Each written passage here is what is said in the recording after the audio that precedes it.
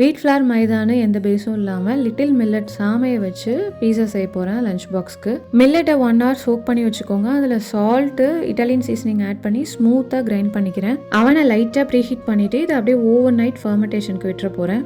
Next day நல்லா சூப்பராக ferment ஆகி வந்துருந்துச்சு. பீஸா பேஸ்க்கு என்னென்ன வெஜ்ஜிஸ் இருக்கோ அதை ஆட் பண்ணிக்கோங்க. நான் இன்னைக்கு வந்து ரெட் பெல் பெப்பர், மஷ்ரூம், பன்னீர் ஆட் பண்ணியிருக்கேன். ப்ளஸ் அதோட வந்து ஃப்ரோசன் கார்ன் சேர்த்துருக்கேன். லைட்டாக பட்டர் போட்டு இதை சாட்டே பண்ணிக்கோங்க. கொஞ்சமாக salt, chilli flakes, onion powder, garlic powder, Italian seasoning போட்டு மிக்ஸ் பண்ணி எடுத்துக்கிறேன். தோசைக்கல்லில் பட்டர் போட்டு மில்லட் பேட்டரை அப்படியே ஸ்ப்ரெட் பண்ணிக்கோங்க.